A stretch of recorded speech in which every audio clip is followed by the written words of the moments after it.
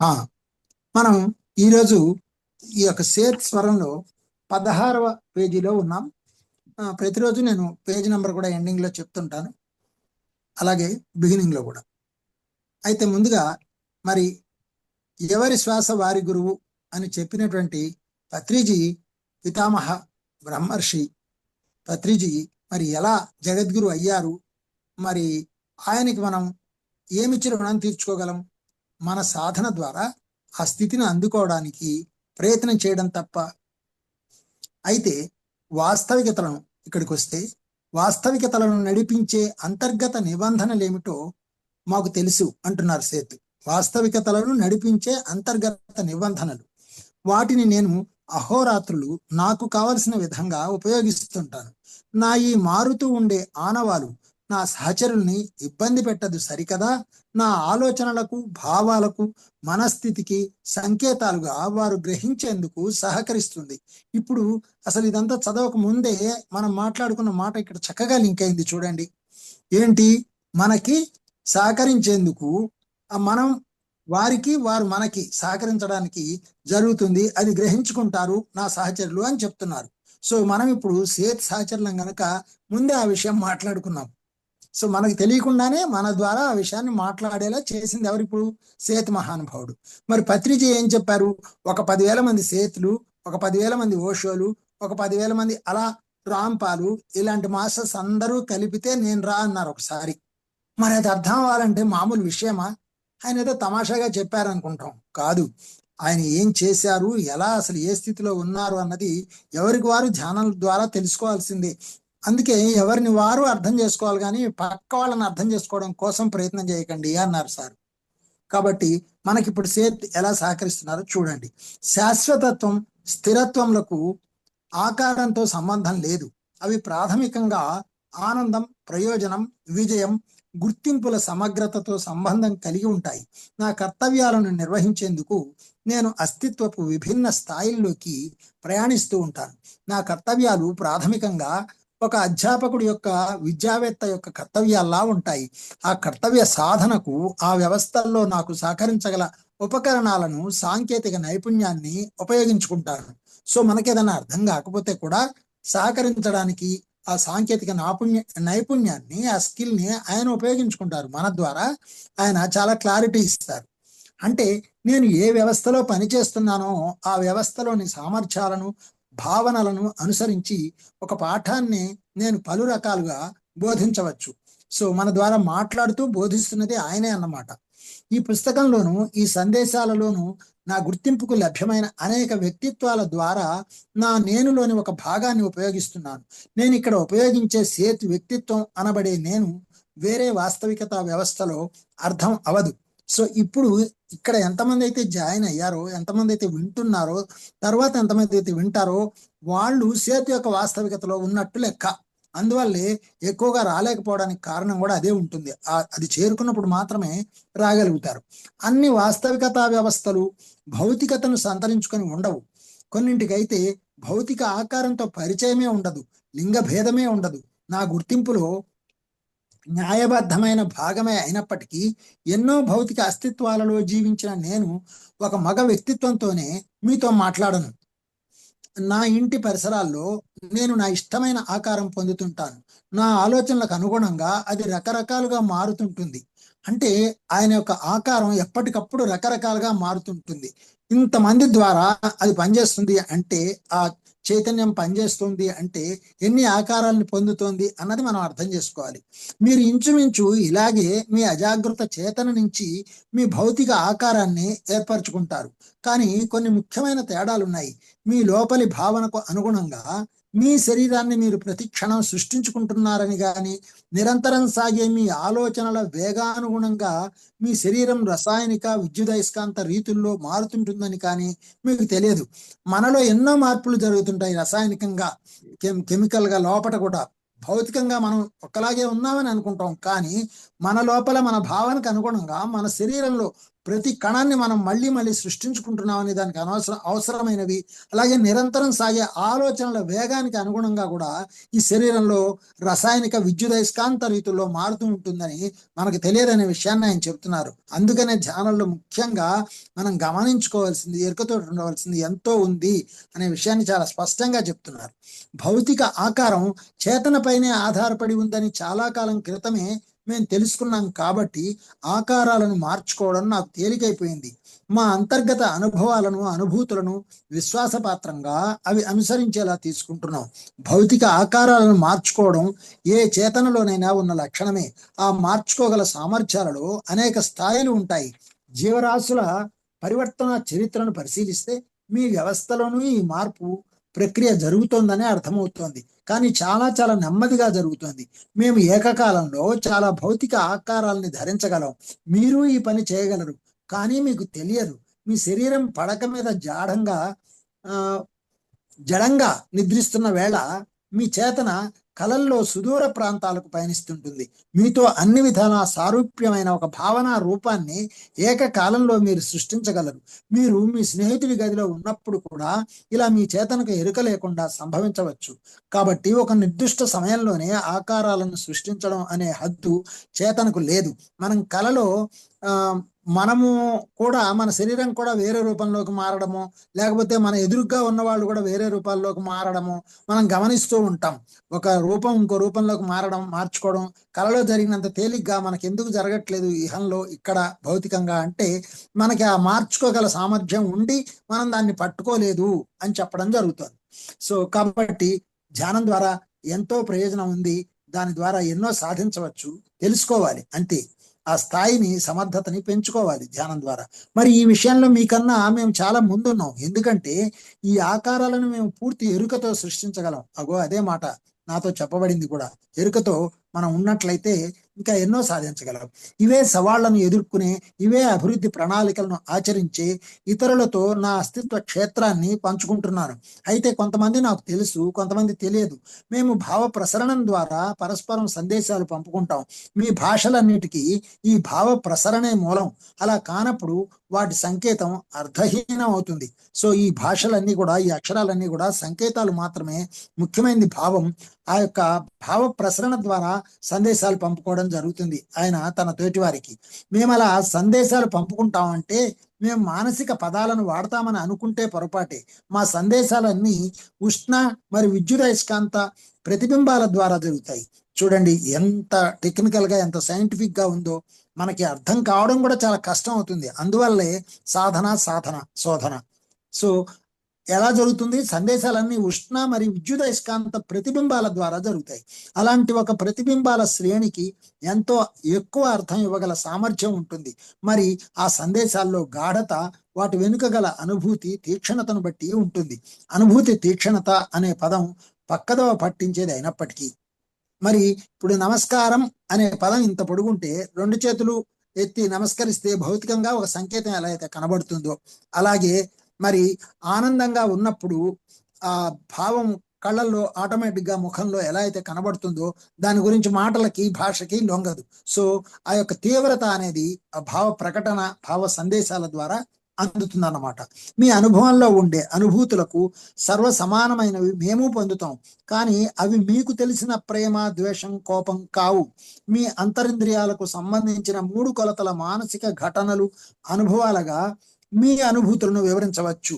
So మన యొక్క భావ ప్రకటనకు సంబంధించిన ప్రేమ, ద్వేషం, కోపం కాకుండా అంతరింద్రియాలకు సంబంధించినటువంటి 3 కొలతల మానసిక ఘటనలు, అనుభవాలుగా మీ అనుభూతులను వివరించవచ్చు. కానీ ఈ అంతరింద్రియాల గురించి ఈ అధ్యాయం చివరన చెబుతాను. మేము గాఢమైన మానసిక అనుభవానికి లోనవుతాం. కాకపోతే కొలతలో అది మీ అనుభవానికి ఎంతో భిన్నమైనది. సో మనకు వచ్చేటువంటి అనుభూతికి, అనుభవానికి వారు పొందేదానికి ఎంతో తేడా ఉంటుందని చెప్తున్నారు. ప్రస్తుతానికి ఇది తెలుసుకుంటే చాలు. ఇంతవరకు మీరు తెలుసుకుంటే దాని యొక్క గాఢత గురించి మీకు ముందు అర్థం అవుతుంది. చిన్న హద్దులకు పరిమితం కాని ఆ సువిశాల మానసిక పరిసరాలు మా ఎరుకలో ఉంటాయి. వాటికి మేము ప్రతిస్పందిస్తుంటాం.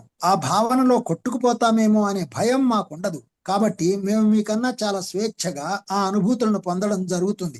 ఉదాహరణకు ఇతరుల గాఢమైన అనుభూతుల వలన మా గుర్తింపులకు వచ్చిన ప్రమాదం ఏమీ లేదు. మేము ఆ అనుభూతుల గుండా ప్రయాణించగలం. వాటిని మీకు తెలియని సృజనాత్మక కోణాల్లోకి అనువదించగలం.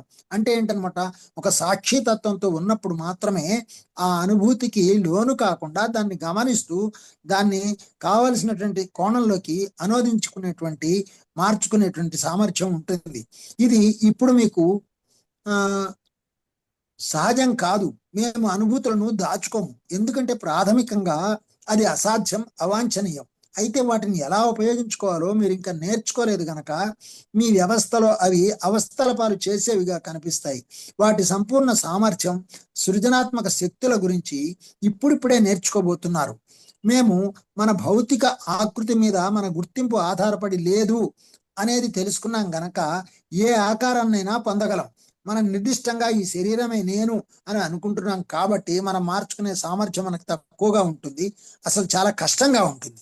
అదే వాళ్ళకి ఆ యొక్క చేతన మీద వాళ్ళు ఆధారపడి ఉన్నందువలన, ఆకారం మీద కాకుండా చేతన మీద ఆధారపడి ఉండడం వల్ల వాళ్ళు ఎలా కావాలంటే అలా మలుచుకోగలరు. ఉదాహరణకి మనకి ఒక తడి మట్టి ముద్ద, బొమ్మలు చేసే మట్టి ముద్ద ఇస్తే ఎలా ఉంటుందో, ఇది మనకు అర్థం అవడం కోసం మాట్లాడుకుంటున్నాం. దాన్ని ఏ రూపంలోకి కావాలంటే ఆ రూపంలోకి, ఎలాగైతే ఆ మట్టి ముద్దను మనం మలుచుకోగలమో అలాగా వారు ఆ చేతనని ఏ రూపంలోకి కావాలంటే ఆ రూపంలోకి మార్చుకుంటారు. అంటే ఏంటనమాట, ఇప్పుడు అక్కడ కొన్ని సింహాలు ఉన్నాయి, ఉన్నప్పుడు సింహాల మధ్యలో సింహంగా మారిపోతే వాటికి సమస్య ఉండదు. అలాగే పులుల మధ్యలో పులిగా, కుక్క పిల్లల మధ్యలో కుక్కల అలా మారిపోతే ఆ చేతన ఆ రూపం మార్చుకుంటే ఆ రూపానికి వచ్చే సమస్య ఉండదు. అందువల్ల మార్చుకోగల శక్తి వారికి ఉంది, మనకి లేదు. అయితే మనం ప్రేమ ద్వారా, మన దివ్య ప్రేమ ద్వారా అన్ని జంతువులతోటి కూడా స్నేహాన్ని మనం అభివృద్ధి చేసుకోవచ్చు, వాటి కాన్షియస్ లోకి మనం ఉండొచ్చు అనేది మనకి ధ్యానం ద్వారా తెలుస్తుంది అని కూడా తెలుసుకున్నాం గనక ఆకృతిని మార్చుకోవడానికి భయపడడం జరగదు. వాళ్ళు భయపడరు ఆకృతిని మార్చుకోవడానికి. వాళ్ళ చేతన వాళ్ళ యొక్క చెప్పు చేతల్లో ఉంటుంది, వాళ్ళు చెప్పినట్టు వింటుంది. ఒకసారి నేను ఖమ్మంలో మన పిరమిడ్ వ్యాలీ ఉంది కదా, అక్కడ ఉన్నదేంటి, అక్కడ దాని పేరు ఏమంటారు, పిరమిడ్ వ్యాలీ కాదు, కాస్మిక్ వ్యాలీ.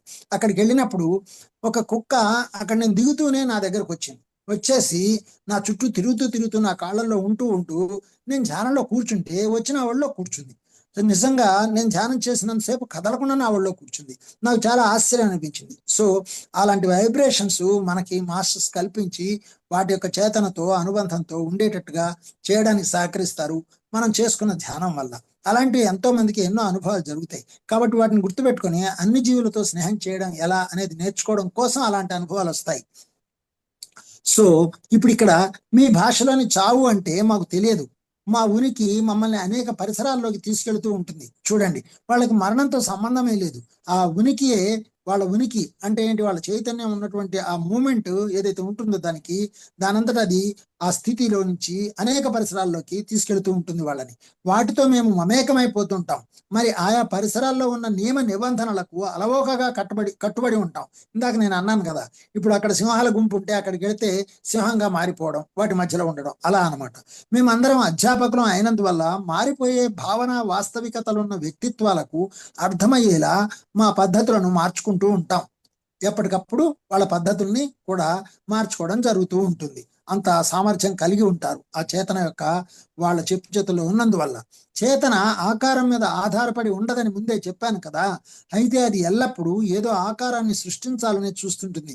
మనం కేవలం ఈ శరీరమే నేను అని, నాకు మరణం ఉందని మనం ఉండేటువంటి ఈ మాయా భ్రమలో నుంచి బయటపడడానికి ఎంత ధ్యానం జరిగితే అసలు ఆ చేతనని మార్చుకునే శక్తిని మనం పొందుతాం.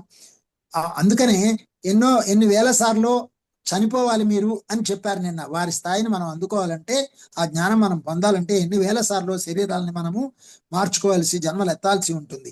మేము ఒక ప్రత్యేకమైన కాలచక్రంలో ఇరుక్కుపోయి లేము. అంటే అక్కడ టైం బౌండ్ కూడా లేదు. మీ నిమిషాలు, గంటలు, సంవత్సరాలు వాటి అర్థాన్ని, ఆకర్షణని కోల్పోయాయి. అంటే ఎప్పుడు, ఎక్కడ, ఎలా కావాలంటే అలా వచ్చే వాళ్ళకి ఇంకా టైం ఏంటి, డిస్టెన్స్ ఏంటి. వేరే వ్యవస్థల్లో ఉన్న కాల పరిస్థితుల్ని మేము ఎరుగుదము. అందువల్ల మా సందేశాల్లో వాటిని పరిగణనలోకి తీసుకోకపోతే మా మాటలు మీకు అర్థం కావు. ఇక్కడ సేత్ గారిది మనకి ఇప్పుడు రమణ గారు అందించిన పుస్తకాలు 2 ఉన్నాయి. వాటిల్లో ఒక చోట చెప్తారు ఏంటంటే, ఇప్పుడు మనకి మనం మన ఇంటి ముందర దర్వాజా దగ్గర నిలబడితే కింద ఆ, ఒక కారు సౌండ్ మాత్రమే వినగలుగుతాం. మన రోడ్డు మీదకి వచ్చే కారు సౌండ్ వినపడుతున్న సమయంలో మనం డోర్ దగ్గరికి వస్తే కనుక కారు సౌండ్ మాత్రమే వింటాం. అదే ఫస్ట్ ఫ్లోర్లోకి వెళ్ళి చూస్తే, మొదటి అంతస్తులోంచి చూస్తే ఆ రోడ్డు చివరన ఉన్నట్టు చూస్తాం. అదే పైకి, ఇంకా పైకి, ఇంటి పైకి ఎక్కి చూస్తే అది రోడ్డు మలుపు తిరుగుతున్న దగ్గర కూడా మనం చూడగలుగుతాం. సో కాబట్టి ఏంటనమాట, మనకి ఇక్కడ స్థల కాలాలని బట్టి వాటిని చూడడానికి కొన్ని పరిధులు ఉన్నాయి, లిమిట్స్ ఉన్నాయి. వీళ్ళకి ఏంటనమాట, స్థలము కాలము లేదు కాబట్టి ఎప్పుడు ఏ రూపంలో కావాలంటే ఆ రూపంలోకి మారడము ప్లస్ ఆ స్థితిలోకి వెళ్ళడము జరుగుతుంది అనమాట. అది చైతన్యం యొక్క స్థితి. నేను చెప్పే ఈ వ్యవస్థలను వేరు చేసే నిజమైన కంచెలేమీ లేవు. చూడగలిగే సర్దుబాట్లు, చేయగలిగే వ్యక్తిత్వాల విభిన్న సామర్థ్యాలు మాత్రమే ఈ వేర్పాటు తేగలవు. ఉదాహరణకు మీరు ఎన్నో వాస్తవికత వ్యవస్థల నడుమ ఉన్నారనే సంగతి మీకు తెలియదు. ఆ వ్యవస్థల నుంచి ఒకవేళ ఏదైనా ఒక ఘటన మీ 3 కొలతల అస్తిత్వంలోకి చొచ్చుకొని వస్తే దాన్ని మీరు సరిగ్గా అన్వయించుకోలేరు. ఎందుచేతంటే ప్రవేశించింది అంటేనే వక్రీకరింపబడిందని అర్థం. మనం చాలా గాబరా పడతాం, మనకి తెలియకుండా మన వ్యవస్థలో మార్పు జరిగితే ఇది ఎందుకు వచ్చిందో, ఎలా జరిగిందో అని గాబరా పడతాం, మామూలు మనుషులం కాబట్టి. మీ కాల నియతికి మేము కట్టుబడి ఉండము. మేము విభిన్నమైన పలు తీవ్రతల గుండా ప్రయాణిస్తుంటాం. మా పని, అభివృద్ధి మరి అనుభవం ఏకకాలంలో జరిగే ఈ సమయాన్ని మూమెంట్ పాయింట్ అంటాం. ఈ పాయింట్లో అతి చిన్న ఆలోచన సైతం ఫలవంతమై తీరుతుంది. సాధ్యాల విశ్లేషణ, సంభావ్యతల బేరీజు లాంటివన్నీ పూర్తి అవడంతో సహా బలహీనమైన అతి బలవత్తరమైన అనుభూతులన్నీ ఇక్కడ ఆదరించబడతాయి. అంటే ఈ పాయింట్లోనే స్వేచ్ఛ సమన్వయాలతో కూడిన పద్ధతుల ద్వారా చర్యలు జరుగుతాయని అర్థం. నా అనుభవంలోకి వస్తాయి. నీ మీద ఆధిపత్యం చలాయించిన ప్రగాఢ, మరి ఇది వివరించడం చాలా కష్టం. మా మానసిక అనుభూతి సర్వం ఈ పాయింట్ చట్రంలోనే ఇమిడి ఉంటుందని చెప్పగలను. అంటే ఈ పరిస్థితిని చెప్పడానికి కూడా చాలా కష్టం అంటున్నారు వారు ఉన్నటువంటి పరిస్థితిని మనకు మాటల్లోకి అనువదించడం. ఉదాహరణకు జోసెఫ్, నీ గురించి ఆలోచిస్తున్నాను అనుకో. అలా అనుకోగానే నీకు సంబంధించిన భూత భవిష్యత్ వర్తమానాలన్నీ, నిర్ణయాత్మక ప్రేరేపణలు కలిగించిన అన్ని అనుభూతులు నా అనుభవంలోకి వస్తాయి. నేను తలుచుకుంటే ఆ అనుభవాలన్నింటిలోనూ నీతో పాటు ప్రయాణించగలను. మేము చేతనను మీ భాషలో చెప్పాలంటే ఓ రెప్పపాటు కాలంలో అది పొందిన అన్ని ఆకృతుల్లోనూ వెంబడించగలం. అంత శక్తివంతులు అనమాట వాళ్ళు. ఇదంతా మనకి ఎందుకు చెప్తున్నారు అంటే, మీకు ఇప్పుడు తాత్కాలికంగా అర్థం కాకపోవచ్చు, కానీ మీరు దీన్ని తిరిగి మళ్ళొకసారి విన్నట్లయితే మనం ఆ స్థితిలోకి ప్రయాణించడానికి కావలసిన సహాయం అక్కడి నుంచి అందుతుంది అన్నమాట. ఇన్ని ఉత్తేజకారకాల నడుమ ఓ గుర్తింపు తన స్థిరత్వాన్ని పదిలపరచుకోవాలంటే అధ్యయనం, అభివృద్ధి, అనుభవం దానికి అవసరం. మాలోకి మేము జాగృతమయ్యేంత వరకు మాలో ఎంతమంది మేము ఎవరమో కూడా మర్చిపోయేంతగా తప్పిపోతుంటాం. అక్కడ ఉన్న స్థితిలో, ఆ స్థితిలో ఉన్న వాళ్ళందరూ కూడా వాళ్ళెవరో కూడా మర్చిపోయేంతగా తప్పిపోతుంటారు, వాళ్ళ అభివృద్ధిని జాగృతం అయ్యేంత వరకు. అయితే ఇలాంటి వాళ్ళు, సేతు లాంటి వాళ్ళు ఎంతో మంది అక్కడ ఉన్నారు ఆ స్థితిలో, ఆ యొక్క స్టేట్లో, ఆ లోకంలో అనొచ్చు మనం. అయితే జాగృతం అవడం అనేది మాత్రం మాలో ఇప్పుడు చాలా వరకు అప్రయత్నంగా జరిగిపోతుంది. అనంత కోటి చేతనల్లో అతి కొద్ది శాతం మాత్రమే ఉన్న ఈ వ్యక్తిత్వాల ఖజానాలను అన్నింటినీ మేము ఎరుగుదుము. మా సెలవులను మేము సాధారణ జీవజాలంతో కలిసిపోయి గడుపుతూ ఉంటాము.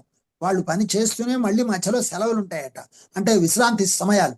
ఆ సమయాల్లో ఆ సాధారణ జీవజాలంతో కలిసిపోయి గడుపుతుంటాము అన్నారు. ఇందాక నేను చెప్పానే, సింహాల మధ్యలో సింహంలాగా, ఎలుకల మధ్యలో ఎలుకలాగా, పిల్లుల మధ్యలో పిల్లిలాగా అలా ఎంతో సరదాగా గడుపుతుంటారట ఆ సమయాల్ని. అయితే ఇలా మేము విశ్రాంతిగా నిద్రలో ఒక 100 సంవత్సరాలైనా గడపగలం. కావాలంటే చూడండి, అసలు మన కాలం ప్రకారం చెప్తున్నారు, 100 సంవత్సరాలైనా నిద్రలో ఉండగలరట. మరో ముందర చాలా చక్కటి విషయాలు చెప్తారు. మనకి ఇంత డీప్గా ఇప్పుడు చెప్పిన ముందు వెళ్లే కొద్దీ మనం ఎలా నిద్రపోవాలి, మనం ఎలా ఆహారం తీసుకోవాలి, మనం ఎలా ధ్యానం చెయ్యాలి, మనకు వచ్చే అడ్డంకులు ఏంటి, అవన్నీ కూడా చాలా స్పష్టంగా చెప్పబడ్డాయి ఇందులో. అయితే మరో వాస్తవికతలోని ఓ చెట్టులోనో, మరో క్లిష్టం కాని సజీవ రూపంలోనో, సాధారణ అస్తిత్వంతో ఇలా మా చేతలను సంతోషపెడుతుంటాం. మేము పెరిగే అడవిని మేమే సృష్టించుకోగలం. అబ్బా, ఎంత విశేషం చూడండి. వాళ్ళు కావాలనుకుంటే అడవిని కూడా సృష్టించుకోగలరు. మనం అన్ని నాశనం చేసుకొని, బాంబులు వేసుకొని చంపుకు తింటున్నాం తప్ప మనం ఏం సృష్టి చేస్తున్నాం, మన సృష్టి ఏంటి, అసలు సహసృష్టికర్తలం అని చెప్పుకుంటూ యుద్ధాలకు దారి తీస్తున్నాం ఎందుకు? చూడండి ఇక్కడ మా పూర్తి శక్తుల్ని మా పనిలోను కొత్త సవాళ్లను ఎదుర్కోవడంలోనూ పూర్తిగా కేంద్రీకరించి సర్వసాధారణంగా మేము చాలా చురుకుగా ఉంటాం. మా మానసిక పరిపూర్ణతల్లోంచి వేరే వ్యక్తిత్వాలలోకి ఎప్పుడు కావాలంటే అప్పుడు ప్రవేశించగలం. అది వారి యోగ్యతను బట్టి, వారిలో అంతర్లీనంగా ఉండే సృజనాత్మక సామర్థ్యాన్ని బట్టి వృద్ధి అవుతూ ఉంటుంది. సో మనం ఎంతగా ధ్యానం చేస్తే మన ద్వారా వాళ్ళు మాట్లాడడం కానీ పని చేయడం కానీ జరుగుతుంది. ఇది నేను చెబితే మీరు ఆశ్చర్యపోవచ్చు. ముఖ్యంగా ఈ పుస్తకం రాసేటప్పుడే కాదు, ఎన్నోసార్లు నేను మాట్లాడేటప్పుడు కూడా నా ద్వారా మాట్లాడుతున్నది నాకు ఆ అనుభూతి జరుగుతూ ఉంటుంది.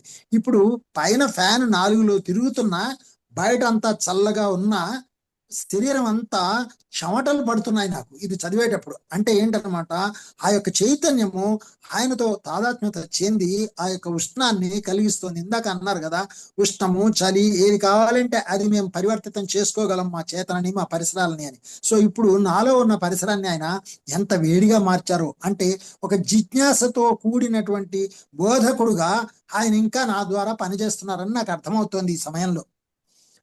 అలాగా మరి చూడండి, మా మానసిక పరిపూర్ణతలోంచి వేరే వ్యక్తిత్వాలలోకి ఎప్పుడు కావాలంటే అప్పుడు ప్రవేశించగలం. ఇది వారి యోగ్యతను బట్టి, వారిలో అంతర్లీనంగా ఉండే సృజనాత్మక సామర్థ్యాన్ని బట్టి వృద్ధి అవుతుంటుంది. నేను రాసేటప్పుడు కూడా నిజానికి నేను ఉండను అక్కడ.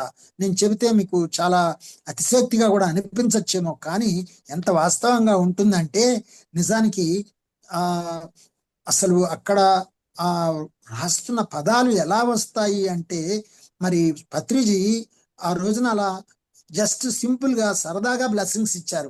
8,000 ఏంటి, 80,000 రాయమందాము అని.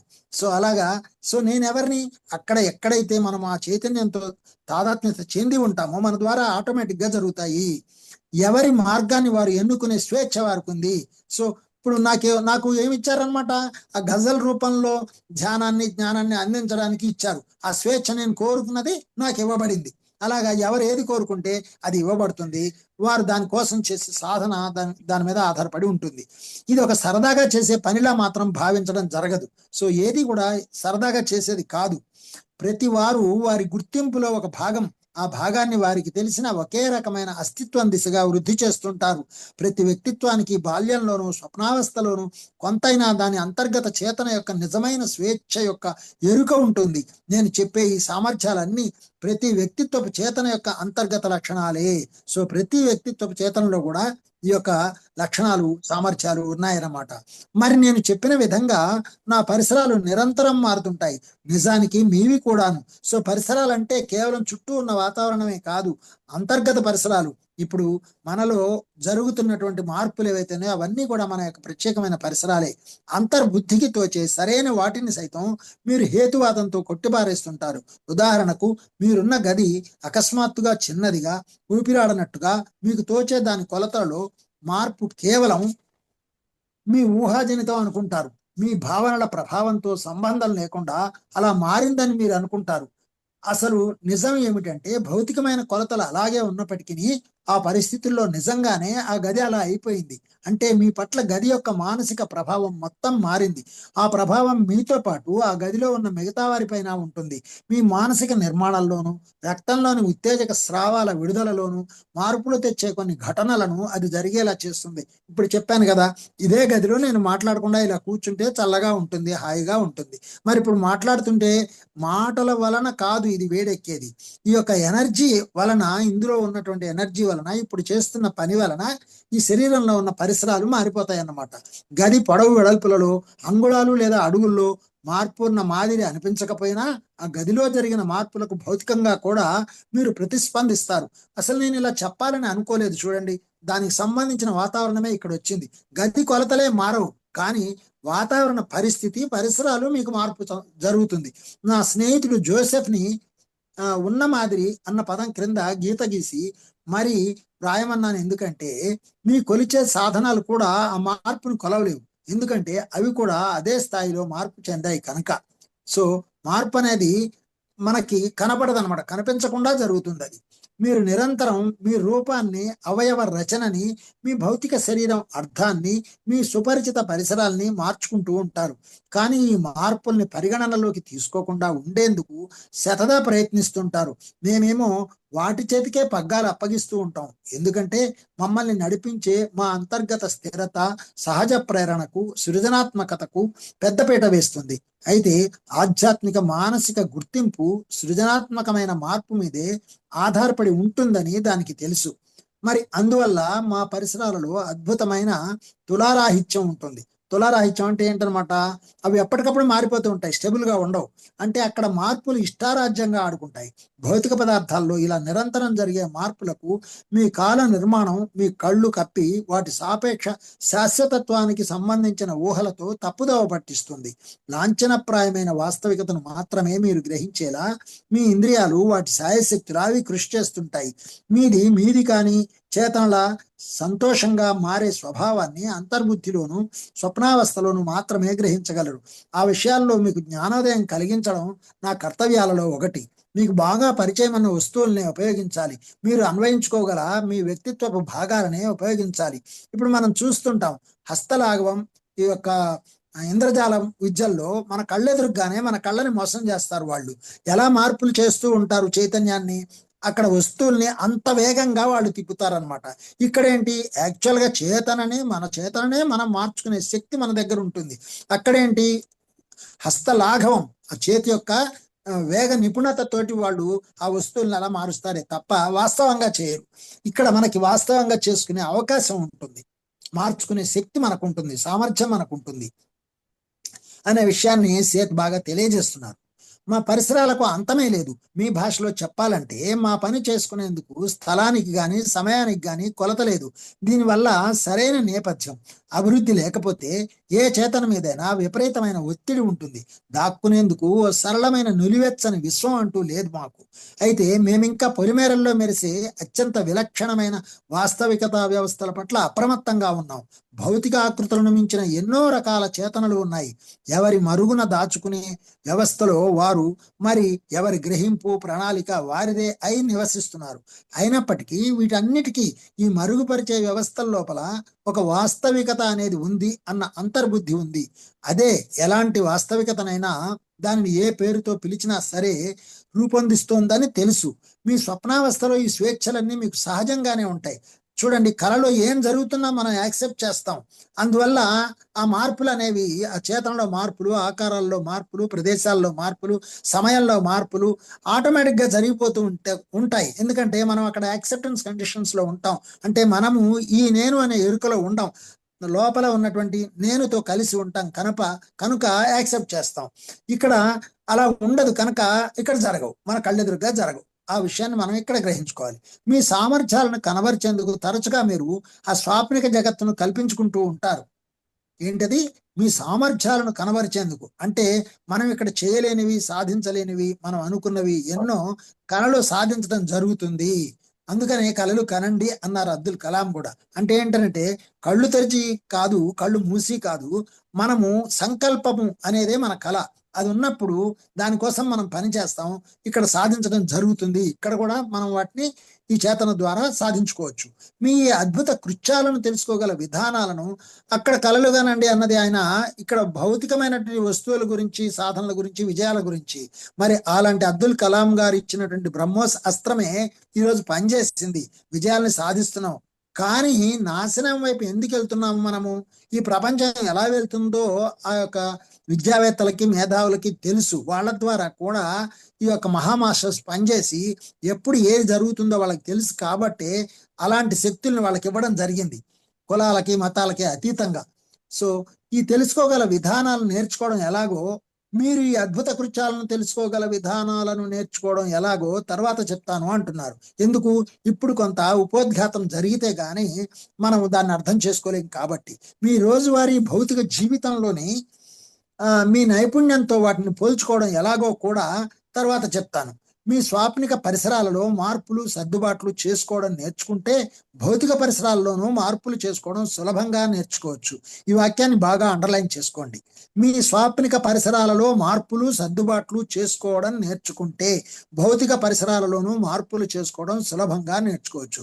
వామ్మో, ఏంటి కలలో మనం మన పరిస్థితులను మార్చుకునే సామర్థ్యం అంటే ఏంటంటే, ధ్యానంలో జరుగుతున్న దాన్ని ఎరుకతో గమనిస్తే మనకి మార్చుకునే శక్తి వస్తుంది అనేది. ఏంటంటే ధ్యానం ఎరుకతో కనే కళ, మరి నిద్రలో వచ్చే కళ ఎరుక లేకుండా జరిగే కళ. కాబట్టి ధ్యానంలో నిజంగా వాస్తవికతలో రావడం వామ్మో కాదు, చాలా సులభం, కానీ చాలా కష్టం. ఎలా అంటే, ఇప్పుడు థర్డ్ ఐ ద్వారా నేను అది చూశాను ఇది చూశాను అని చెప్పడం కాకుండా ఎక్కడంటే అక్కడికి వెళ్ళగలిగేటువంటి సామర్థ్యాన్ని తెచ్చుకోవడానికి ఆ యొక్క మూడో నేత్రాన్ని ఉపయోగించుకోవాలి. ఒక విశ్వ కళ్యాణం కోసం దాన్ని ఉపయోగించుకోవాలి. అప్పుడు మాత్రమే మనం దేన్నైనా మార్పు చేసుకోగలం, భౌతికంగా కూడా. అదనమాట దీని అర్థం. మీరు ఆశించిన మార్పు మీకు కలలో గనక సంభవిస్తే కొన్ని ప్రత్యేక పరిస్థితుల్లో ఆ కళ భౌతిక వాస్తవికతను పొందుతుంది. షిరిడి సాయిబాబా చేసి చూపించారు కళల ద్వారా రోగాలను తగ్గించడం. మరి తన భక్తులకి కళలు ఇచ్చి, స్వప్న దర్శనాలు ఇచ్చి, స్వప్న అనుభవాలు ఇచ్చి వారికి రోగాలను తగ్గించినటువంటి సన్నివేశాలు ఉన్నాయి. మరి మనంతరం మనం ఎందుకు చేసుకోలేము? కాబట్టి దానికోసం సాధన. అలాగే అందువల్లనే వాళ్ళు మహామాస్టర్స్. మనం కూడా మన సాధన ద్వారా ఆ యొక్క ధ్యాన స్థితిలో ఉంటే ఏదైనా మార్చుకోవచ్చు. ఇది ఇలా తరచు మీరు తెలుసుకోలేకపోయినా జరుగుతూనే ఉంటుంది. చేతన మొత్తం విభిన్నమైన రూపాలను ధరిస్తుంటుంది. దానికి ఒక ఆకృతిలోనే ఉండవలసిన అవసరం లేదు. అన్ని భౌతికంగా అలా ఉండవలసిన అగత్యము లేదు. అందుకే కొన్ని వ్యక్తిత్వాలు అభౌతికంగా ఉండి భిన్నంగా పరిణామం చెంది మీ మానసిక నిర్మాణం కన్నా విలక్షణ నిర్మాణం కలిగి ఉంటాయి. నేను ఆ పరిసరాలలో కొంతవరకు ప్రయాణిస్తుంటాను. చేతన దానికి అదే కనపరుచుకోవాలి. అలా చేయకుండా అది ఉండలేదు. అది భౌతికంగా ఉండదు. కాబట్టి వేరే మార్గాల ద్వారా దాని ఉనికిని తెలియపరుచుకుంటుంది. ఎలాగంటే అది కొన్ని వ్యవస్థల్లో ఉన్నతమైన గణిత సంబంధమైన సంగీత సంబంధమైన విధానాలకు శ్రీకారం చుడుతుంది. అవే మిగతా విశ్వ వ్యవస్థలన్నిటికీ ఉత్తేజకారకం అవుతుంటాయి. కానీ అలాంటి వాటి గురించిన ఎరుక నాకు అంతగా లేదు. అందుచేత ఏదో తెలిసినట్టు వాటి గురించి మాట్లాడలేను. ఆయన తెలిసినంత వరకే చెప్పి తెలియని విషయాన్ని నేను మాట్లాడలేను అని ఒప్పుకుంటున్నారు. అలాగే మనకు దీని ద్వారా తెలియాల్సింది ఏంటి? మన అనుభవాన్ని, మన జ్ఞానాన్ని మనం పొందినంత వరకే మాట్లాడాలి. పొందని దాన్ని ఊహించి ఏదో కల్పించి చెప్పకూడదు. ఇక్కడ సత్యం మాత్రమే, అనుభవాన్ని మాత్రమే మాట్లాడాలి అనే విషయాన్ని మనకు తెలియజేస్తున్నారు. నా పరిసరాలు శాశ్వత నిర్మాణాలుగా కానప్పుడు మీవి కావు. నేను రుబత్ ద్వారా సందేశాలను పంపుతున్నాను అన్న ఎరుక కలిగి ఉన్నాను అంటే మీరు భిన్న మార్గాల్లో ఇతర వ్యక్తిత్వాలతోనూ వ్యక్తిత్వాల ద్వారా భావ ప్రసరణ పద్ధతిలో సందేశాలు పంపగలరు అని అర్థం. కాకపోతే అది సాధించింది మీరే అని మీకు తెలియదు.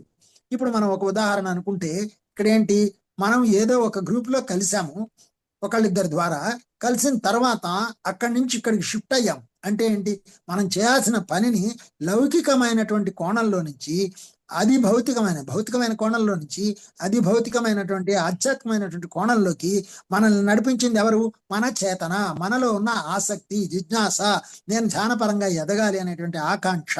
సో ముఖ్యంగా నా ద్వారా గజల్స్ రాయబడ్డానికి కూడా, గజల్ అనేది ఎవరు ఇప్పుడు రాసేవాళ్ళు తక్కువ ఉంటే దాని ద్వారా సూఫీ తత్వము, ఈ యొక్క ఆధ్యాత్మికత చెప్పడానికి చాలా చక్కటి అవకాశం ఉంది అని మెహర్ బాబా గారు చెప్పడం వలన నా ద్వారా అది ఎంచుకోబట్టం, దాని ద్వారా చెప్పబట్టం జరుగుతుంది. కాబట్టి మనం దేనికోసమైతే ఇక్కడ వచ్చామో దాన్ని మన ద్వారా చక్కగా జరిపించి ఈ ఆధ్యాత్మిక మార్గంలో ముందుకు నడిపిస్తారు అనడానికి ఒక చిన్న ఉదాహరణ మాత్రమే. నా పరిసరాలు శాశ్వత నిర్మాణాలుగా కానప్పుడు మీవి కావు. నిజానికి మీరు ఉపయోగించే మీ ఇంద్రియాలే మీకు కనిపిస్తున్న పరిసరాలను సృష్టిస్తాయి. కానీ చేతనకు విభిన్నమైన అంతర్గత గ్రహింపు సాధనాలు సమకూర్చబడి ఉన్నాయి. అవి అభివృద్ధి చెంది ఉన్నా ఉండకపోయినా అన్ని చేతనల్లోనూ అంతర్గతంగా ఉంటాయి. ఒక నిర్దిష్టమైన వ్యవస్థలో పనిచేయడానికి ఒక భౌతిక రూపాన్నో లేదా ఇతర ఆకృతినో ఏదైనా చేతన ధరించినప్పుడు ఈ గ్రహింపు సాధనలు వాటంతట అవే పనిచేస్తాయి. సో అలా ఇప్పుడు నేను చెప్పాను కదా ఉదాహరణ, వాటంతట అవే ట్రాన్స్ఫార్మ్ అయ్యి మనని నడిపిస్తూ ఉంటాయి. ఇలాగా అంటే ప్రతి వారిలోనూ అంతరింద్రియాలు ఉంటాయి. ఆ ఎరుక ఉన్నా లేకున్నా ఎంతో కొంత మేర వాటిని ఉపయోగిస్తుంటారన్నది సత్యం. అంతరింద్రియాలంటే ఇలా కాళ్ళు చేతుల్లా కాదనమాట. ఆలోచనకు సంబంధించిన, భావానికి సంబంధించిన ఆ యొక్క ప్రతి పరికరాలు అక్కడ ఉంటాయన్నమాట. ఆ పరికరాలు పనిచేస్తాయన్నమాట. అవి పరికరాల రూపంలో ఉండవు, భావాల రూపంలో ఉంటాయి. మేము ఈ అంతరింద్రియాలను స్వేచ్ఛగా పూర్తి ఎరుకతో ఉపయోగిస్తుంటాం. మీరు అలా చేయగలిగితే నేనున్న పరిసరాలను గ్రహించుకోగలుగుతారు. సో మరి మనం అలా చేయడానికి ఎంత సాధన చేయాలి? మీరు మరుగుపరచబడని స్థితిని చూడగలుగుతారు.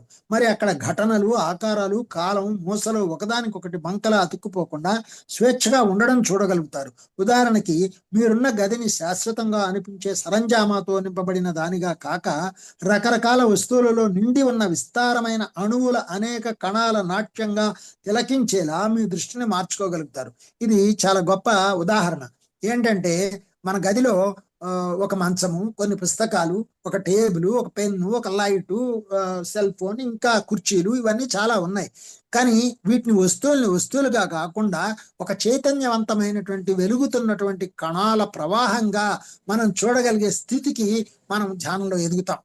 మనం కళ్ళు మూసి కూర్చుంటే ఇవన్నీ మాయమైపోయాయి. అంటే ఇక్కడ ఏం లేవా? అన్నీ ఉన్నా మనకు కనిపించట్లేదు. కళ్ళు మూసుకుంటే ఏం కనిపిస్తుంది? కళ్ళు మూసుకుంటే ఆ కణాల యొక్క దివ్యమైనటువంటి బంగారు రంగు కాంతి ప్రవాహం లాగా ఈ గదిలో నిండి ఉన్నట్టుగా మనం చూడగలుగుతాం. అలాగే మన శరీరం కూడా దాంతో పాటుగా మాయమైపోయి ఆ యొక్క కణాల ప్రవాహంగా, బంగారు రంగు కణాల ప్రవాహంగా మారటాన్ని మనం చూస్తాం. కాబట్టి ఇక్కడ అన్నీ ఉన్నా ఏమీ లేనటువంటి స్థితిని మనం ఆ బంగారు కాంతి శక్తి చైతన్యంగా చూడగలుగుతాం. అవన్నీ ఇప్పుడు ఆ చైతన్యంలో కలిసిపోయినట్టుగా చూడగలుగుతాం. ఇది ఒక చిన్న ఉదాహరణ అన్నమాట. అలాగా మనం పూర్తిగా విశ్వం మొత్తాన్ని కూడా చూడగలుగుతాం. కళ్ళు తెరిస్తే, కళ్ళు మూస్తే కూడా ఆ విశ్వం మొత్తం దర్శనం జరుగుతుంది. మరి అందుకే కదా భగవద్గీత చెప్పేటప్పుడు కృష్ణుడు ఆ యొక్క చరాచర జగత్తునంతా తన లోపల ఎలా చూపించగలిగాడు? సో మనం మన లోపల చూడగలగాలి ధ్యానం ద్వారా. అదన్నమాట. సో అలాగా అణువుల చుట్టూ వాటి వల్లే ఏర్పడ్డ విద్యుదయస్కాంత నిర్మాణాల తేజస్సు భాస్వరపు వెలుగు వంటిది మీరు చూడగలుగుతారు. అదే భాస్వరపు వెలుగు. భా అంటే కాంతి, స్వరము అంటే గొంతు. ఆ గొంతును కూడా మనం వినగలుగుతాం. భాస్వరము అంటే ఫాస్ఫరస్ అని మనకి ఒక మెటల్ ఉంది. అది గాలిలో పెట్టగానే మండిపోతుంది. మీరు కావాలనుకుంటే మీ చేతనను ఎంతైనా చిన్నదిగా, అంటే ఒక అణువులోంచి మాత్రమే ప్రయాణం చేయగలంత చిన్నదిగా చేసుకోవచ్చు. అలా ఆ అణువు యొక్క సొంత ప్రపంచం నుంచి బయటికి చూస్తూ చుక్కల్లా ఒకదానితో ఒకటి సంబంధం కలిగి నిరంతరం పరిభ్రమించే ఆకారాలు నిండిన బ్రహ్మాండమైన ఒక పాలపుంతలా ఉన్న ఆ గది అనే విశ్వాన్ని పరిశీలించవచ్చు. ఇంతకుముందే నేను చెప్పాను కదా, మన గది మొత్తం కూడా ఒక పాలపుంతలా మారిపోతుంది మనకి ధ్యానంలో. ఈ సాధ్యతలన్నీ ఒక న్యాయబద్ధమైన వాస్తవికతకి సంకేతం. మీరే తతిమ్మ వాటికన్నా న్యాయబద్ధమైనది అనేది ఏమీ లేదు. మీకు కనిపించింది అది, అంతే. అంతరింద్రియాలను ఉపయోగించి మేము ఎరుకగల సృష్టికర్తలం, సహసృష్టికర్తలం అవుతున్నాము. మీరేమో ఎరుక లేని సహసృష్టికర్తలు. మా పరిసరాలు నిర్మాణరహితంగా మీకు అనిపిస్తే ఆ నిర్మాణ శైలి, సహజ స్వభావం మీకు ఇంకా బోధపడలేదనే అర్థం. ఎందుకంటే మీకు ఉన్నట్లు అనిపించే వాటి ఆకృతి మీ దృష్టికే పరిమితం తప్ప వాటికో శాశ్వతమైన ఆకృతి అంటూ నిజానికి ఉండదు. నేను మామూలుగా చెప్తాను ధ్యానం యొక్క తరగతిలో చెప్పే ఒక ఉదాహరణ ఏంటంటే, మనం కళ్ళు మూసుకున్నప్పుడే కాదు, కళ్ళు తెరిచినప్పుడు కూడా కనీసం మన శరీరాన్ని కూడా మనం పూర్తిగా చూసుకోలేము కదా. ఇదే నేను ఎలా అనగలుగుతున్నాం? కాబట్టి మరి కళ్ళు మూసుకుంటే ఏమీ చూడలేం, కానీ ఒకటి చూడగలుగుతాం. ఏంటంటే ఆ భ్రూస్థానంలో గనక కూటస్థంలో దృష్టి నిలిపినట్లయితే అందరూ చీకటిగానే కనబడుతున్న ఆ చీకటిలో బంగారు రంగు చుక్కలు కనబడతాయి. అది అసలైన చేతన. ఆ చీకటి తొలగిపోయి మొత్తం బంగారు రంగు కాంతితో నిండి ఉండడాన్ని గమనించే స్థితే తాదాత్మ్యత చెందినటువంటి విశ్వైక చైతన్య స్థితి అనమాట. ఆ స్థితిని నిలుపుకోవాలి ధ్యానంలో ఎప్పుడు. అంతరింద్రియాలను ఉపయోగించి మేము ఎరుకగల సృష్టికర్తలం. నా పరిసరాలలో సాయంత్రం 4 గంటలు, రాత్రి 9 గంటలు అనే సమయాలు ఉండవు. అంటే నేను కాలం అనే చట్రంలో బందీని కాను. అలాంటి చట్రంలో కావాలనుకుంటే నన్ను నేను ఇముడ్చుకోగలను. మా అనుభవంలో సమయం అంటే మా అనుభవాల గాఢత మాత్రమే. దాని సొంత శిఖరాలు, లోయలు కల మానసిక కాలం అది. మీ మానసిక అనుభూతుల్ని అనుసరించి సమయం తొందరగానో నిదానంగానో గడుస్తున్నట్లు మీకు అనిపిస్తుంది అంతే. చూడండి, మానసిక అనుభూతుల్ని, ఈ మనస్సు యొక్క గొడవే అంతా. దీనికే కాలము, సమయము, దృశ్యము ఇవన్నీ ఉన్నాయి. కొంతవరకు అలాంటిదే ఇది, కానీ చాలా ముఖ్యమైన తేడాలు ఉన్నాయి. మా మానసిక సమయాన్ని పరిసరాలుగా వర్ణించాలంటే గది గోడలతో పోల్చవచ్చు. కానీ మా విషయంలో ఆ గోడలు తమ రంగులో, పరిమాణంలో, అన్ని కొలతల్లో నిరంతరం మారుతుంటాయి. ఇదే అన్నమాట. మా మానసిక నిర్మాణాలు చాలా భిన్నంగా ఉంటాయి. మీకు తెలియకుండా మీలోను అంతర్గతంగా ఉన్న బహుముఖీన మానసిక వాస్తవికతను మేము ఎరుకతో ఉపయోగించుకుంటాము. మనలో ఉన్నటువంటి అంతర్గతంగా ఉన్నటువంటి మానసిక వాస్తవికతని ఈ మాస్టర్స్ ఉపయోగించుకుంటారు అనే విషయాన్ని మనము స్వయంగా తెలుసుకోగలుగుతాం. కనుక సహజంగా మా బహుళ కొలతల పరిసరాలు మీ భౌతిక ఇంద్రియాలకు అంతు చిక్కవు. అంచేత నా ద్వారా పనిచేస్తున్నారు అనే అనుభూతి పొందడమే కాకుండా పూర్తిగా రుజువు చేసుకోవాలి అంటే ఆ ధ్యానంలో ఎన్నో స్థలాలకి, ఎన్నో సుదూర ప్రాంతాలకి కూడా మమ్మల్ని తీసుకెళ్ళడం జరిగింది. మాకు ఎన్నో చూపించడం జరిగింది పుస్తకం రాస్తున్నప్పుడు దీనికి సంబంధించినటువంటి పరిసరాలని. అలాగా మనం దీంతో తాదాత్మ్యత చెంది దాన్ని తెలుసుకోవడానికి తగిన ధ్యానం చేసినప్పుడు మన ఆ లోతుల్లోకి తీసుకెళ్తారు అనమాట. నేను ఈ పుస్తకం చెబుతున్నప్పుడు సాపేక్షంగా మరుగుపరచబడని మా రెండు వ్యవస్థల మధ్య తేడా గమనించని ఒక స్థాయిలోకి నా వాస్తవికతలోని కొంత భాగాన్ని ప్రసరిస్తాను. మిగతా వాటితో పోలిస్తే ఆ స్థాయి, ఆ ప్రదేశము చైతన్యరహితమైపోయిందని అర్థం. భౌతిక వాస్తవికత పరిభాషలో మీరు ఆలోచిస్తే ఆ ప్రదేశాన్ని భూ వాతావరణానికి పైన ఉన్న ప్రదేశంతో పోల్చవచ్చు. అయినా నేను మాట్లాడుతున్నది మానసిక అభౌతిక వాతావరణం గురించి. నేను చెప్పిన ఈ ప్రదేశం రుబర్ట్ భౌతికత ఆవరించిన నేనికి చాలినంత దూరంలో ఉంది. అంటే నా సందేశాలను అర్థం చేసుకునేంత దూరంలో ఉంది. ఆ ప్రదేశం ఆ పరిసరాలకు మాత్రం కొంత దూరంగానే ఉంది. ఎందుకంటే సమాచారాన్ని భౌతికార్థంలో విశ్లేషించడానికి నా పరిసరాల్లో కొన్ని ఇబ్బందులు ఉన్నాయి. నేను దూరం అన్నది స్థలానికి సంబంధించింది కాదని మీరు అర్థం చేసుకోవాలి. ఇప్పుడు చూడండి, మనము దీన్ని బాగా ప్రాక్టికల్గా మన విషయంలో అర్థం చేసుకోవాలంటే ఒక రేడియో తరంగాలు కానీ, టీవీ తరంగాలు కానీ మన ఇంట్లో కూర్చున్నా మన దగ్గరికి ఎలాగైతే వస్తున్నాయో ఇక్కడ దూరం ఎంతవరకు పనిచేసింది? ఆ టెక్నాలజీని మనం అంత డెవలప్ చేసుకున్నాం. అలాగే ఇక్కడ టెక్నాలజీ వాళ్ళిద్దరి మధ్య ఎంత దూరం ఉన్నప్పటికీ, భౌతికంగా ఎంత దూరం ఉన్నప్పటికీ ఆధ్యాత్మికంగా ఆ దగ్గరతనము, ఆ సందేశ ప్రక్రియను అందుకునేంత దగ్గరలో ఉండడం జరుగుతుంది. సృష్టి మరి గ్రహింపు మీ శాస్త్రజ్ఞులు ఎవరు గుర్తించలేనంతగా అంత దగ్గరగా సంబంధం కలిగి ఉంటాయి. అదే ఇప్పుడు నేను చెప్పింది. చూడండి, నా ద్వారా చెప్పించబడిందంటే ఇదే. సృష్టి మరి గ్రహింపు మీ శాస్త్రజ్ఞులు ఎవరు గుర్తించలేనంతగా. శాస్త్రజ్ఞులు ఎంతవరకు గుర్తించారు? ఒక ఇన్స్ట్రుమెంట్ ఉంటే దాని ద్వారా కనిపించడానికి తగిన తరంగాల్ని క్యాచ్ చేయడానికి మాత్రమే చూపించారు. కానీ ఇక్కడ ఇన్స్ట్రుమెంట్తో పని లేకుండా ఇప్పుడు సేతుని కావాలంటే చూడగలగడం, సేతుతో కావాలంటే మాట్లాడగలగడం, వినగలగడం అవన్నీ జరుగుతాయి. ఆమె ఆయనని తన ద్వారా మాట్లాడే అంతగా ఎదిగారన్నమాట. సో మీ ఇంద్రియాలే మీ వాస్తవికతను సృష్టిస్తాయి అన్నది నిజం. ఒక చెట్టు దాని కిందే ఉన్న ఒక సూక్ష్మజీవి, ఒక పక్షి, ఒక పురుగు, ఒక మనిషి కన్నా ఎంతో భిన్నమైనది. ఇక్కడ మీకు ఒక ఉదాహరణ చెప్తాను. నాకు ఇప్పుడు గుర్తొచ్చింది ఏంటంటే, ఒక యాపిల్ కంపెనీ వ్యవస్థాపకుణ్ణి నీమ్ కరోలి బాబా హిమాలయాల్లో ఉండి ఒక చెట్టు మీద చెయ్యి వేసి సందేశం ఇస్తే ఆయనకి చేరుకుంది ఆ సందేశం. ఆ చెట్టు ప్రకంపనల ద్వారా సందేశాన్ని పంపిస్తే ఆయన వెళ్ళిపోయాడు అక్కడికి. ఆయన పేరేంటి, ఫేస్బుక్ కంపెనీ అధినేత. అక్కడికి వెళ్ళిపోయాడు. ఆ యాపిల్ కంపెనీ, ఫేస్బుక్ కంపెనీ చేసినవాడు వెళ్ళిపోతే ఆయన ఒక యాపిల్ కొరికి ఇచ్చారట ఆయనకి. అదే యాపిల్ కంపెనీ అయింది. సో అలా మాస్టర్స్ బ్లెస్సింగ్స్ వాళ్ళకి ఎలా ఇవ్వబడ్డాయో చూడండి. ఆ సందేశ ప్రక్రియను వాళ్ళు ఎలా అందుకున్నారు. అది కేవలం ఉన్నట్టు కనబడుతుంది కాదు. నేను అనేది ఖచ్చితంగా భిన్నమైనది. దాని వాస్తవికతను ఎంతో నైపుణ్యం గల ఇంద్రియాల ద్వారా మీరు గ్రహిస్తారు. అంటే ఒక సూక్ష్మజీవి, ఒక పురుగు, ఒక పక్షి ఆ చెట్టు యొక్క భౌతిక ఆకృతిని గ్రహించేదానికి, మీరు గ్రహించేదానికి ప్రాథమికంగా తేడా ఏం లేదు. మీ స్వయానికి సంబంధించిన సందర్భంలో తప్ప ఆ చెట్టు యొక్క సుస్థాపిత వాస్తవికతను మరే సందర్భంలోనూ మీరు గ్రహించలేరు. మీకు తెలిసిన ఏ భౌతిక వ్యవస్థకైనా ఇది వర్తిస్తుంది. భౌతిక వాస్తవికత అసత్యమని కాదు.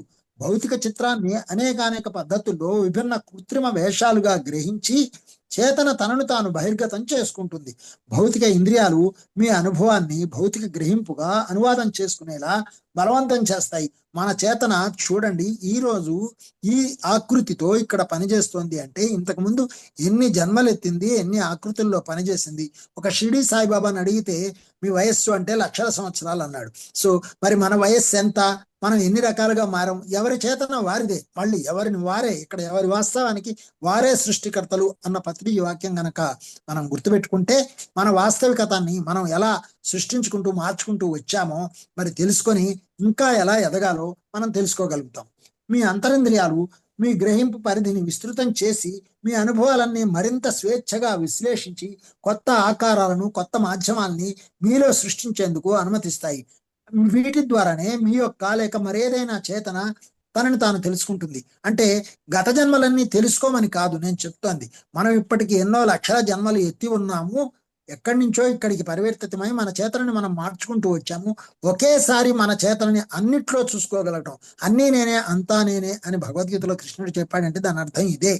అన్నీ నేనే అంతా నేనే అనే విషయాన్ని, నేనే సర్వాంతర్యామని పరమాత్మను అనే విషయాన్ని తెలుసుకునేదాకా అది పూర్ణాత్మ స్థితి. అంటే అది అక్కడికి ఎదిగేదాకా ప్రతి ఒక్కరూ ధ్యానం చేయాల్సిన అవసరం ఉంటుంది. సృజనాత్మకతలోని అనేక అంశాలలో చేతన అనేది సహజ ప్రేరణతో జరిగే ఒక కసరత్తు. 3 కొలతలకు సంబంధించిన విభిన్న ఆకారాలను మీ మానసిక అభౌతిక ఉనికి సృష్టించే పద్ధతుల్ని నేర్చుకుంటున్నారు ఇప్పుడు. ఒక చిన్న వస్తువును కనిపెట్టో, ఒక చిన్న ఐటెం ఏదో ఒకటి కనిపెట్టి ఇది నేను కనిపెట్టాను అని చాలా మంది సరదా పడుతున్నారు. కానీ అసలు దేనినైనా కనిపెట్టడం కాదు, దేనిలోనైనా ఉన్నది నేనే అని తెలుసుకోవడం. కనిపెట్టడం ఓకే, అది ఒక ఆట లాంటిది, ఆటలో భాగమే. ఇక్కడ దేనిలోనైనా ఉన్నదంతా ఒకటే చైతన్యమే, ఆ చేతనే, అదే నేను అని తెలుసుకోవడం, ఆ గ్రహింపు శక్తితో ఉండడమే ఎరుకన్నమాట. ఆ భౌతిక పరిసరాలలో మీరు చేసుకునే సర్దుబాట్లే అప్రయత్నంగా భౌతికమైన మూసాలు రూపుదిద్దుకుంటాయి. మా పరిసరాలేమో సృజనాత్మకంగా ఉండి మీ వాటికన్నా భిన్నంగా ఉంటాయి. ఉదాహరణకి మీ పరిసర సృజనాత్మకత అనేది చెట్లు ఫలాలు ఇవ్వడం, స్వయం సంరక్షణ ధర్మం, భూమి తన వారిని తానే పోషించడం అనే వాటిల్లో ఉంది. జీవరాశుల అంతరాంతరాళాల్లోని అభౌతిక, ఆధ్యాత్మిక మరి భౌతిక తాపత్రయాలకు రూపం కల్పించడమే సహజ సృజనాత్మకత దృక్పథం. ఇది ఏళ్ల క్రితమే అభౌతిక జ్ఞానం అనే జాతి భాండాగారంలో ఒక భాగంగా ఇవ్వబడింది. ఇప్పుడు మనం ఏం చేస్తున్నాం? రైస్లో వెరైటీస్, అలాగే అనేక పదార్థాలలో రకరకాలుగా వెరైటీస్ని సృష్టిస్తున్నాం, హైబ్రిడ్ చేస్తున్నాం, బ్రీడింగ్ చేస్తున్నాం, ఎన్నో కనుక్కుంటున్నాం. కెమికల్గా కానీ ఫిజికల్గా కానీ మరి ఎన్నో సైన్స్ని మనం ఎన్నో రకాలుగా డెవలప్ చేసుకుని అది కనుక్కున్నాం, ఇది కనుక్కున్నాం. దేనికి కనుక్కుంటున్నాం? అన్నిటినీ ఒకదానిలోంచి ఒకటి మార్చుకోవడంలో మనం ఏంటి, అధిక ఉత్పత్తినిచ్చేవి, మరి అధిక బలాన్ని ఇచ్చేవి అని ఇలా రకరకాలుగా తయారు చేసుకొని ఇక్కడ ఉన్నటువంటి ఈ యొక్క భౌతికమైనటువంటి కళ్ళ ముందు కనిపించే వాటిని మార్చుకోవడం వరకే పరిమితం అయిపోయాం. కానీ ఆ చేతనని ఎలా కావాలంటే అలా ఒక ఆలోచన మాత్రం చేత మనం భావంగా మార్చుకొని, సంకల్పాన్ని తీసుకొని మార్చుకోవడం అనేది చాలా విశేషమైనటువంటి ప్రగతి అన్నమాట. మా పరిసరాలలోని వస్తు సముదాయానికి మేము ఇంకా ఎంత ఎక్కువ సృజనాత్మక పొందేలా చేస్తామో చెప్పడం చాలా కష్టం. ఉదాహరణకి మాకు వికసించే పుష్పాలు ఉండవు. అయితే మా మానసిక స్వభావాల అభౌతిక శక్తి తీవ్రత, సాంద్రతలు కొత్త కొలతల క్రియలను రూపొందిస్తాయి. మీరు 3 కొలతలు గల ఒక బొమ్మ గీయాలనుకుంటే దానిని ఓ బల్లబరుపు ఉపరితలం మీదే గీయగలరు. దానిలో మీ 3 కొలతల అనుభవాన్ని సూచనప్రాయంగా చూపగలరే గాని చొప్పించలేరు. కానీ మా పరిసరాలలో మేము ఎన్ని కొలతలతో సృష్టించాలనుకుంటే అన్ని కొలతలతో దేనినైనా చూపించగలం. అంటే ఇది ఎంత గొప్ప సూక్ష్మ లోకమో మనం అర్థం చేసుకోవాలి. ఈ సామర్థ్యాలు మాకు మాత్రమే సొంతం కావు, అవి మీ వారసత్వం కూడా. ఈ పుస్తకం తరువాతి భాగాల్లోకి వెళుతున్న కొద్దీ మీ అంతరింద్రియాల గురించి, మీ బహుళ కొలతల సామర్థ్యాల గురించి మీరు అనుకునే దానికన్నా ఈ మామూలు చేతనా స్థితికి పూర్తిగా భిన్నమైన స్థితిలో, అంటే జాగృత స్థితిలో ఇంకా ఎక్కువగా తెలుసుకుంటారు. నేను చెప్పాను కదా, మనం ఎలా జీవించాలి, జీవిస్తే ఎలాంటి ప్రగతిని సాధిస్తాము అనే విషయాలను కూడా చాలా స్పష్టంగా చెప్పారనమాట. అయితే భౌతిక వస్తువులకు వివరణ ఇవ్వడం నా పరిసరాలకు అంత తేలిక కానందువల్ల వాటికి సంబంధించిన అంశాలను వివరించేటప్పుడు మీరు వాటి స్వభావాలను సూచనప్రాయంగానే అర్థం చేసుకోగలుగుతారు. ఇక్కడ మీ భౌతిక పరిసరాలు అలా మీకు కనబడడానికి కారణం మీ మానసిక నిర్మాణం. మీ ఉనికి నిరంతరత అనేది మీ కాలంలో కదిలే మీకు తెలిసిన నేను యొక్క ఫలితంగా కాకుండా ప్రాథమికంగా సహకారాత్మకంగా సాగే కార్యాచరణ క్రమం వలన అనే జ్ఞానాన్ని పొందగలిగితే మీ భౌతిక వాస్తవికత చాలా భిన్నంగా మీ అనుభవంలోకి వస్తూ ఉంటుంది. భూత వర్తమాన కాలాలలోని వస్తువులన్నింటినీ ఒకే క్షణంలో చూడడం సాధ్యపడుతుంది. వాటి మధ్య గల సహకార సంబంధం వాటి సమక్షాన్ని సమర్థిస్తుంది. మీ నాన్న తన జీవితకాలంలో ఒక 8 ఇష్టమైన కుర్చీలను కలిగి ఉన్నాడు అనుకోండి. మీ గ్రహింపు యాంత్రిక వ్యవస్థ కాలంతో ముడిపెట్టబడకుండా అంతర్బుద్ధి సహకారంతో సవరించబడినట్లయితే ఆ కుర్చీలన్నీ ఒకేసారి కనబడతాయి.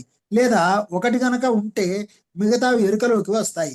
అందుచేత పరిసరాలు వాటికి అవే ప్రత్యేకంగా ఉండేవి కావు. నిజానికి మానసిక నిర్మాణపు గ్రహింపు విధానాల ఫలితమే అది. ఇప్పుడు మనకి ఎంతో గందరగోళంగా అనిపించిన ఒక స్థితిలో మనకి ఇవన్నీ బోధపడి దృశ్యమానం అవటం జరుగుతుంది. నా పరిసరాలు మీకు తెలియాలంటే ముందు నేనేమిటో అర్థం కావాలి. మీకు దీనిని వివరించాలంటే చేతన యొక్క స్వభావాన్ని గురించి నేను మాట్లాడాలి. అలా చేయడంలోనే మీ గురించి ఇంచుమించు పూర్తిగా మీకు తెలియజేసినట్లు అవుతుంది. నేను చెప్పబోయే దాని గురించి ఇప్పటికే మీ అంతర్గత గుర్తింపులో భాగాలకు చాలా వరకు ఎరుక ఏర్పడింది. అంటే మనం ఎంతో అవేర్నెస్తో ఉన్నాం, తెలుసుకోవడానికి ఉత్సుకతతో ఉన్నాం. కాబట్టి అలా తయారు చేశారు మనకి ఈ యొక్క గందరగోళాన్ని ముందు సృష్టించి మనలో ఇంకేదో ఉందబ్బా దీన్ని మనం తెలుసుకోవాలి అనేటువంటి ఒక ఉత్సాహాన్ని, ఉల్లాసాన్ని కలిగించి మేలుకొల్పడం జరిగింది. నేను ఇక్కడ ఒక తమాషా అయిన విషయం చెప్తాను. మన వాళ్ళు పూజల్లో, వ్రతాల్లో, వీటిల్లో ముఖ్యంగా పూజల్లో కాదు, ప్రతిరోజు కూడా సుప్రభాతాలు చదువుతూ ఉంటారు. భగవంతుడికి సుప్రభాతం పలుకుతూ ఉంటారు. నేను కూడా ఎన్నో సుప్రభాతాలు రాశాను ఇంతకు ముందు. అయితే సుప్రభాతం ఎవరికి పలుకుతున్నారు అనే విషయానికి వస్తే మనలో ఉన్న దేవుణ్ణి మనం మేలుకొల్పుకోవడమే. దేవుడు ఎప్పుడు నిద్రపోయాడు గనక మనలో దేవుణ్ణి మనం నిద్రపుచ్చుకున్నాం కాబట్టి మనలో ఉన్న దైవత్వాన్ని మనం మేలుకొల్పుకోవడం కోసం సుప్రభాతం పాడుతున్నాము అనే సంగతిని మనం గ్రహించాలన్నమాట. అది ధ్యానం ద్వారా నేను తెలుసుకున్న ముఖ్యమైన విశేషం అన్నమాట. నా లక్ష్యంలో ఒక భాగం ఏమిటంటే మీరు ఇంతకాలంగా ఉపేక్షించిన మీ చేతనలోని అధిక భాగానికి ముందే తెలిసిన జ్ఞానాన్ని మీ స్వార్థపూరిత నేనుకు పరిచయం చేయడం. మీ చేతనలోని అధిక భాగానికి ముందే తెలిసిన జ్ఞానాన్ని మీ స్వార్థపూరిత నేను అంటే ఏంటి, ఈ నేనే, ఈ శరీరమే నేను అనుకునే దానికి ఆ లోపట ఉన్న దాన్ని పరిచయం చేయడమే ఆయన యొక్క నిజమైనటువంటి లక్ష్యంగా చెప్తున్నారు. మీరు భౌతిక విశ్వంలోకి చూసి మీ బాహ్య ఇంద్రియాలు ఏ సమాచారాన్ని అందించాయో దానికి అనుగుణంగా వాస్తవికతను వ్యాఖ్యానించుకుంటారు. వర్ణనాత్మకంగా చెప్పాలంటే నేను భౌతిక వాస్తవికతలో నిలబడి మీకోసం లోపలికి తొంగి చూస్తూ ప్రస్తుతం మీరు చూడాలని ఉవ్విళ్ళూరుతున్న చేతన. చూసారా ఎంత గొప్పగా చెప్పారు. ఆయన ఏ సందర్భంలో అయితే మీరు రెడీగా ఉంటారో అప్పుడు నేను మీలో చేరి మీకు ఇదంతా చూపించడానికి ఉవ్విళ్ళూరుతున్న చేతనలా పనిచేస్తాను అంటున్నారు. సో ఇప్పుడు మనలోకి వచ్చారనమాట సేత్. ఆ యొక్క వాస్తవాన్ని, అనుభవాన్ని వివరిస్తాను. ఇప్పుడు ఆయన మనకి స్పష్టంగా వివరిస్తారు. మరి భౌతిక వాస్తవికతే మిమ్మల్ని ఆకట్టుకుంటుంది. అందువల్ల నేను ఏ స్త్రీ ద్వారానైతే ఈ పుస్తకం రాస్తున్నానో ఆమె ఎంత ప్రగాఢమైన అపస్మారకంలో ఉందో మీరు అంతే. ఒక అపస్మారక స్థితి అంటే ఏంటి, ఈ నేను అనేటువంటి అపస్మారకం అంటే మనం ఈ నేనుని మర్చిపోవడం. సో ఈ నేనుని వదిలేసిన స్థితిలో మాత్రమే వారు మనలోకి వచ్చి మాట్లాడడం జరుగుతుంది. అంటే పూర్తిగా మనం ఒక మత్తులో, ఆధ్యాత్మిక మత్తులో ఉన్నప్పుడు మాత్రమే మన ద్వారా మాట్లాడడానికి ఆయన వస్తారు. మీ శ్రద్ధంతా ఒకే ఒక్క మెరిసే విషయంపై, దేనినైతే మీరు వాస్తవికత అంటున్నారో దాని మీద అత్యంత నిపుణంగా కేంద్రీకరించబడి ఉంది. అయితే మీ చుట్టూ అనేక ఇతర వాస్తవికతలు ఉన్నాయి. మరి మీరు మాత్రం వాటిని ఉపేక్షిస్తుంటారు. ఎందుకంటే వాటి నుండి వచ్చే ఉత్తేజ కారకాలని మీకు తెలియకుండానే తుడిచిపెట్టేస్తుంటారు. మీ అపస్మారక స్థితికి కారణం లేకపోలేదు. మీరు కొద్దిగా జాగృతమవుతున్న కొద్దీ ఆ కారణం మీకే తెలుస్తుంది. ఇలా మీ అంతర్చక్షులు తెరుచుకునేందుకు సహకరించడమే నా లక్ష్యం. సో పైన నేనుకి అపస్మారక స్థితిని కలిగించి లోపల మనని మేలుకొల్పి మనకు కావాల్సిన దానికి సహకరించడమే, ఆ యొక్క అంతర్చక్షుని తెరుచుకోవడానికి సహకరించడమే సేత్ యొక్క లక్ష్యం అని చెప్తున్నారు. అంటే మన మూడవ నేత్రాన్ని తెరిపించడానికి ఆయన పని చేస్తున్నారు. ఇక్కడ నా పరిసరాలలో నేను కలుసుకునే ఇతర వ్యక్తిత్వాల పరిసరాలు అనేకం కలిసి ఉంటాయి. సమాచార ప్రక్రియలు పరిసరాలు విడదీయరానివిగా ఉంటాయి. అందువల్ల నా సహచరులకు నాకు నడుమ ఏ విధమైన సమాచార ప్రక్రియలు కొనసాగుతుంటాయో అవి పరిసరాలకు సంబంధించిన చర్చల్లో చాలా ముఖ్య పాత్ర పోషిస్తాయి. రాబోయే అధ్యాయంలో మా ఉనికి గురించి, మా పని గురించి, మేము ఉన్న కొలతల గురించి, మాకెంతో ఇష్టమైన లక్ష్యం గురించి, అన్నింటినీ మించి మా అనుభవానికి గల ప్రాతిపదిక గురించి తెలియజేసే ప్రయత్నం చేస్తాను. ఇప్పుడు మనం 29వ పేజీ అంటే 2వ అధ్యాయం ముగించుకున్నాం. మరి సరిగ్గా ఇంకా 5 నిమిషాలు ఉంది కాబట్టి ఇప్పుడు మీరు ఏమైనా అడగవచ్చు.